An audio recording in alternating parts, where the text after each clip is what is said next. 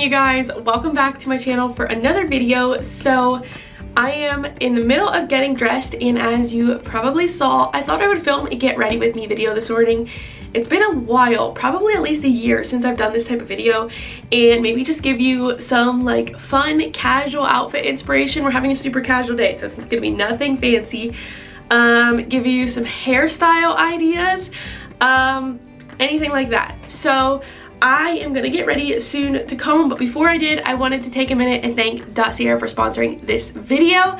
I love working with them, as you know, and actually their partnership with me today goes so great with the video that I already had planned. So Dossier is a perfume company. If you've never heard of them before, they produce really great quality scents at a affordable price, and they build a lot of their scents around designer scents that are a couple $100s, and their bottles start at, I believe it's $19, which is really great.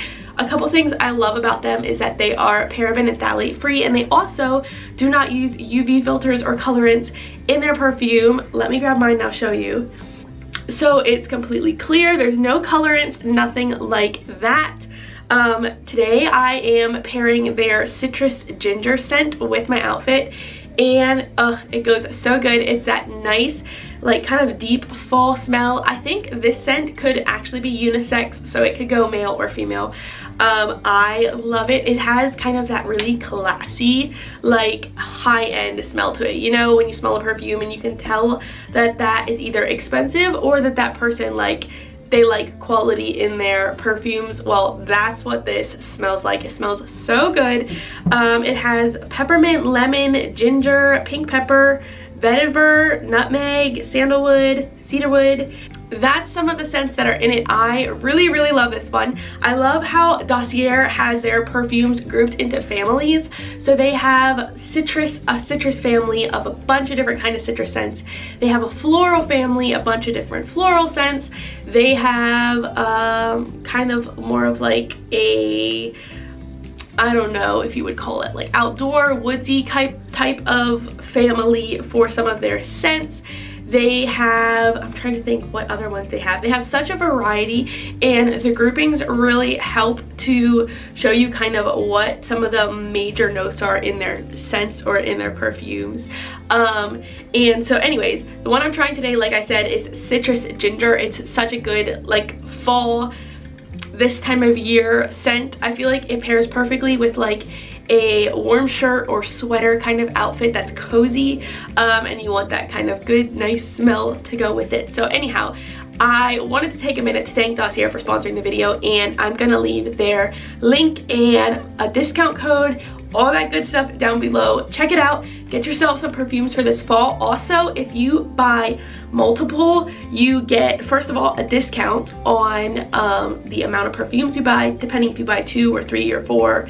And they also have a point where you get free shipping. So if you want to stock up on some scents, grab a couple and you can save yourself some money as well as using my discount code.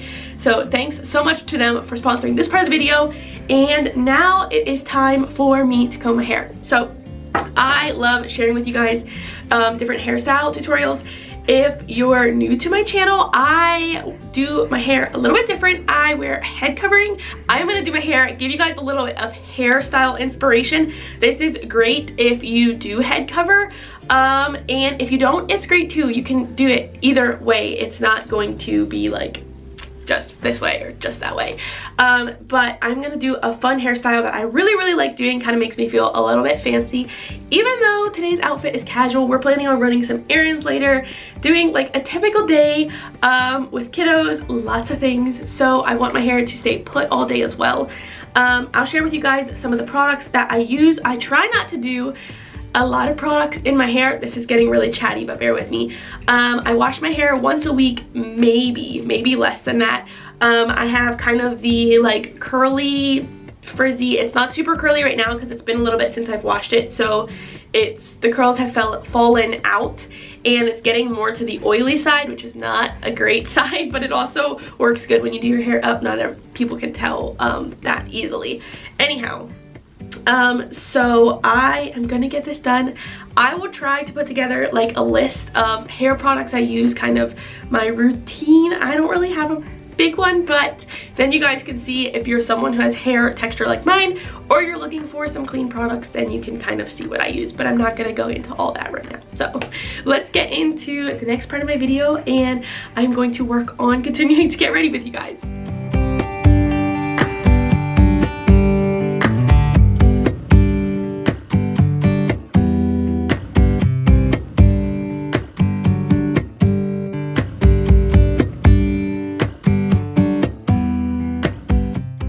So the hairstyle I'm going to do today, I thought I would kind of talk to you guys and try to show you what I'm doing. It's going to be a Dutch braid, which is like a French braid, but it's reversed. So instead of taking the strands over one another, you're going underneath, and it's going to be like a French braid. So I'm going to be adding hair in as I do it. I'm going to start it here and then just do it down this side. And something I like to do to make it more full, I tend to have thicker hair anyways, but I like to take my part like far back as I can and pull as much hair as I can over. It makes it super thick and pretty. And if you've ever seen Hannah, I don't know her last name, but from Hannah's Happy Home, her hair is gorgeous. It's so long, but she does these beautiful thick braids on the side of her head, and so this is like my mock way of doing that because I don't have super long hair like she does. So if you've ever been wanting to do your hair like that, I guess, I don't know, if you have not as much hair, maybe this is a way you could try. It's a way that I found that I like, but that's what I'm gonna be doing. So I have my hair parted all the way to the back, and some of this is going to be hidden because of my veil, but even if you don't wear a veil or a covering, it's fine. It's not going to matter. It'll turn out in the end. So what I like to do is take my finger and portion out a small amount of hair here in the front to start my braid. And I try to make it a thin amount, so like I'm not starting the braid way down here. It's going to be started nice on top of my head. So I'm starting with 3 strands, and I am just taking that back strand under the middle strand. This front one also goes underneath the middle one, and this is going to make the braid kind of pop out on top instead of be like inverted like it would be with a regular French braid.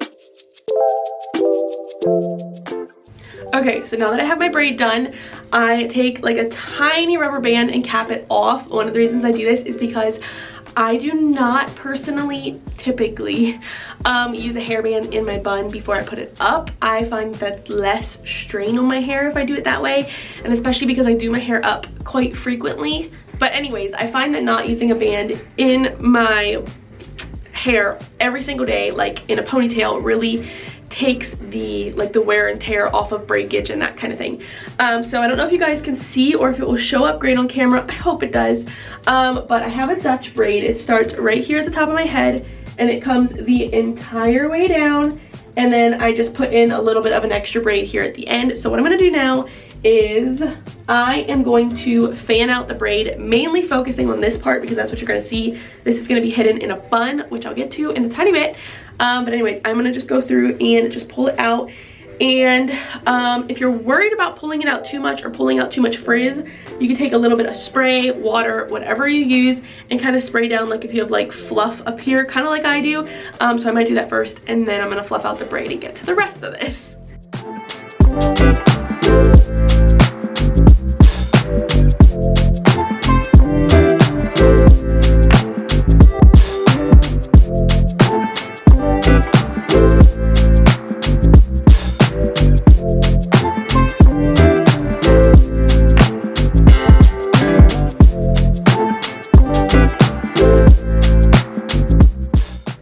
Okay, so I pulled the whole braid out, and there's a little piece up there that's gonna bother me, but that's okay. And as you can see, it already gave me a lot more volume, like in my front. It's not so flat and pulled tight. And then this is gonna come back and go into a bun, so I'll just have this nice kind of like fluffy, thick braid, which I can also pull out more later, that comes down here on the side of my head. Okay, so now for the bun part, I am basically just going to pull all my hair back. I'm going to pull out a little bit here on the right side of my face, a little bit of hair just to frame my face. It's just something I like to do. Obviously, it's completely optional. But anyhow, and then my bun is just a super typical twist style bun. I just pretty much take it and twist it all together. Now with this braid, you're gonna have a smaller bun because so much of your hair is being used up in the braid. I kind of like that at sometimes, so that's kind of some of the reason why I do it. But anyways, I'm just gonna go ahead and twist it up and put a couple pins in. I use these like big U pins. They hold my hair so good. I'm gonna be honest, I was skeptical to start using them because I had not used them like at all growing up when styling my hair, but I really like them and they hold my hair quite well. So we're gonna do the bun. I'll be right back.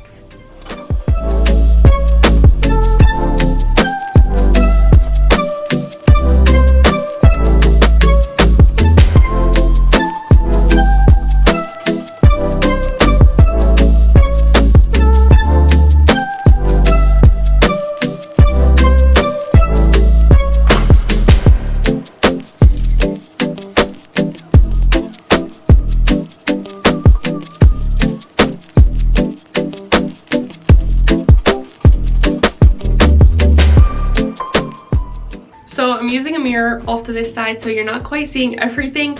I just looked in the mirror and checked my bun. It's not fancy, guys. It's not necessarily even that pretty, but most of it gets covered. Pretty much it gets covered anyways, like this whole part of my head. So I'm not super picky about that. You could take more time on it, do a different style bun, whatever you want to do. But I have the braid here. I fanned it out even more. I also have a ton of baby hairs that I need to take care of, so those will be taken care of. And then, like I said, I have my bun, and I'm gonna go ahead and pin my veil on. This is the veil I have. I don't know if you can tell on camera, but it has like this really pretty texture to it. Let me see if it'll focus. I don't know if it'll bring it up, but it has a really pretty texture. It's super basic. I like it because it goes with a lot of different things. I can link this lady's shop down below who makes these. They're super affordable. So I just use these tiny black bobby pins. Sometimes I'll use clips if I'm feeling in a different mood. It kind of depends. But I'm gonna pin this on. It's really simple. And oh, I'm also going to use a little bit of my sea salt spray to kind of pull back some loose ends, some baby hairs, and then we're pretty much done. So I finished up with my hair, and really it probably took me about 10 minutes max with all the explaining. I mean, minus all the explaining and showing you guys. So it is pretty quick, I guess. I mean, I'm the person who spent like 35, 40 minutes on one hairstyle for like high school and all that kind of stuff. So 10 minutes is a real win for me. But anyways, I do like curl or straighten or do something with the sides of my hair. They tend to have a little bit of curl anyways, but they kind of are very a mind of their own. So if I kind of train them to curl in a certain way, then it works better. So that's what I do. I know that with having dark hair, maybe it's hard to really see how it looks in contrast to my veil because that's also black. So maybe I should have worn a white one today to show you guys. But it's a really fun, easy hairstyle. It's really classy and cute. And even like this fall for like family pictures or outings or cute whatevers, it just dresses up like a plain old hairstyle, I guess. I know I can get in the habit of just doing my hair the same way over and over because it's super easy, but sometimes I like to change it up and give things a little flair. So I'm gonna finish getting ready. I need to brush my teeth. I'm gonna do some face moisturizer and a couple other fun things just because I'm going out, and sometimes I enjoy taking time to do some extras. It's not necessarily an everyday thing, so I don't know if it's a routine thing. But anyways, I'm gonna finish up getting ready really quickly here.